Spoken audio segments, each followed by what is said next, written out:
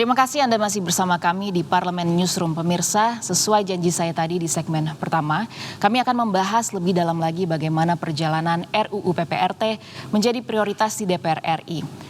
Dan setelah melewati proses panjang penantian selama 19 tahun, rancangan undang-undang tentang perlindungan pekerja rumah tangga atau RUU PPRT akhirnya secara resmi disahkan sebagai RUU inisiatif DPR pada rapat paripurna 21 Maret 2023 lalu. Hal ini mendapatkan apresiasi dari berbagai elemen masyarakat dan aktivis pekerja rumah tangga yang hadir. Dan tentunya ini merupakan kado terindah bagi para pekerja rumah tangga sejak pertama kali diajukan di tahun 2004. Dan pemirsa, sesuai dengan tajuk pembahasan kita kali ini, nampaknya ada kabar baik untuk para pekerja rumah tangga di Indonesia. Pasalnya sudah menjadi lagu lama pemirsa, tindakan semena-mena yang dialami oleh pekerja rumah tangga itu terus berulang kembali terjadi. Baik penganiayaan secara fisik, psikis, kekerasan seksual, hingga kekerasan ekonomi, seperti tidak diberikan upah yang layak, bahkan tidak dibayar sama sekali, atau yang kita kenal dengan perbudakan modern. Kita lihat data di sebelah saya. Ini ada kasus kekerasan terhadap pekerja rumah tangga sejak tahun 2017 hingga 2022. Data ini merupakan data dari Jaringan Nasional Advokasi Pekerja Rumah Tangga atau JALA PRT, yang dimana ada 3 klasifikasi dalam kekerasan pada pekerja rumah tangga. Multi kekerasan berakibat fatal itu ada 1.635 kasus, lalu kekerasan fisik dan psikis ada 2.031 kasus, serta kekerasan ekonomi tadi pemirsa, di mana para pekerja rumah tangga tidak diupah dengan layak, ada 1.609 kasus. Dan pemirsa, ini adalah data yang tercatat dari JALA PRT, bagaimana bagi korban pekerja rumah tangga yang tidak bisa melapor, bagaimana nasib para korban yang tidak memiliki akses bahkan keberanian untuk melaporkan. Tentunya bisa saja korban dari pekerja rumah tangga ini yang dialami oleh pekerja rumah tangga ini bisa melebihi data-data yang tertera di sini. Untuk itu RUU PPRT hadir agar para pekerja rumah tangga dan pemberi kerja memiliki ikatan kesetaraan yang meniadakan dominasi sosial antar keduanya. Dan menggapai keadilan bagi pekerja dan pemberi kerja rumah tangga bukanlah hal yang mudah pemirsa. Ada lika-liku dan perjuangan pula yang diusahakan oleh anggota DPR RI untuk RUU PPRT ini menjadi inisiasi di DPR. DPR sendiri telah berjuang untuk melanggengkan RUU PPRT ini sejak tahun 2004. Dan bisa dilihat di sini bahwa DPR RI sudah mengerahkan segala upaya demi menjadikan RUU PPRT sebagai prioritas. Sejak diajukan tahun 2004 sampai 2009. Ini sudah menjadi usaha ataupun keinginan sebagai nantinya RUU ini menjadi prioritas program legislasi nasional. Lalu di 2009-2014 ini ada studi banding yang dilakukan oleh anggota DPR ke Afrika dan Argentina. Lalu ada uji publik di Makassar, Medan dan juga Malang. Namun pada masa bakti DPR RI tahun 2014 hingga 2019, RUU PPRT ini masuk daftar tunggu prolegnas, namun tidak ada kabarnya, tidak ada tindak lanjutnya. Mencuat kembali di tahun 2020, ini memang inisiasi dari Wakil Ketua Balek Willy Aditya, di mana RUU ini harus diperjuangkan. Hingga akhirnya ada akselerasi lagi, gugus tugas percepatan RUU PPRT ini akan bekerja sama dengan 8 kementerian lembaga, dan akhirnya pada Maret 2023 RUU PPRT dibawa ke rapat DPR RI dan akhirnya menjadi prioritas di DPR RI. Ini juga senada dengan apa yang dikatakan oleh Wakil Ketua Balek DPR RI dan juga Ketua Panja RUU PPRT Willy Aditya. Ia mengatakan pada tahun 2020 bahwa RUU ini mandek dan juga tidak jelas arahnya mau kemana. Dan kami akan lampirkan kepada Anda cuplikan wawancara dari Willy Aditya, Wakil Ketua Balek DPR RI pada tahun 2020, di mana ia memperjuangkan RUU PPRT ini yang sedikit mengalami kendala. Berikut kami lampirkan cuplikannya untuk Anda. Perlindungan pekerja rumah tangga ini sebuah rancangan undang-undang yang sudah mangkrak hampir 16 tahun.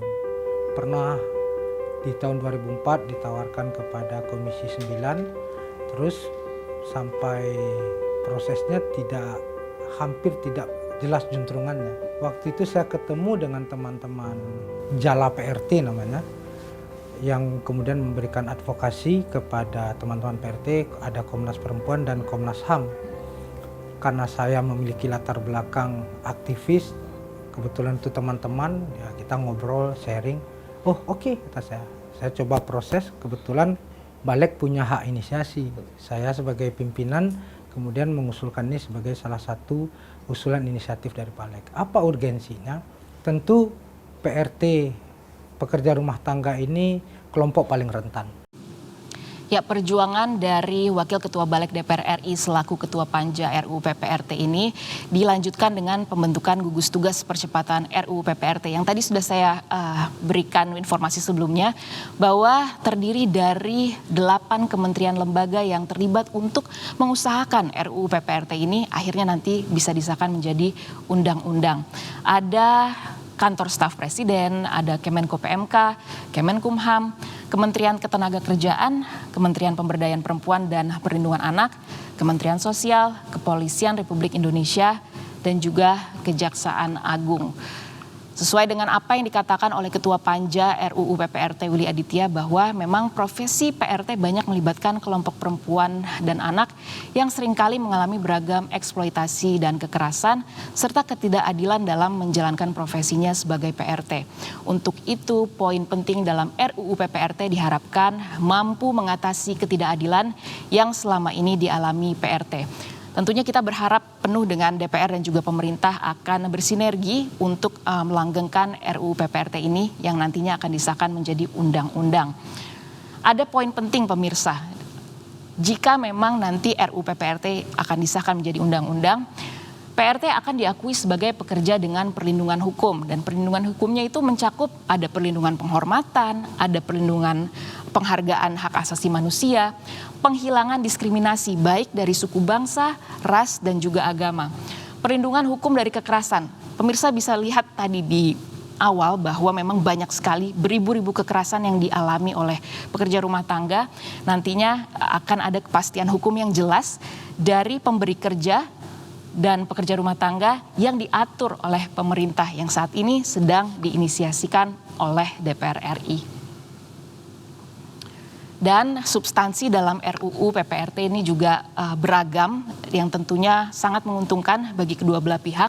Di antaranya ketentuan umum, ada waktu kerja jika memang selama ini PRT tidak mendapatkan waktu kerja yang layak. Ini dapat diatur juga di RUU PPRT. Ada lingkup pekerjaan, batas usia kerja, sistem perekrutannya seperti apa, penempatannya, hubungan pekerjaannya. Jika memang masih perlu bimbingan akan ada pelatihan dan juga pembinaan. Lalu tentunya ada pengawasan apabila nanti terjadi sanksi baik dari pemberi kerja rumah tangga dan pekerja rumah tangga itu tersebut.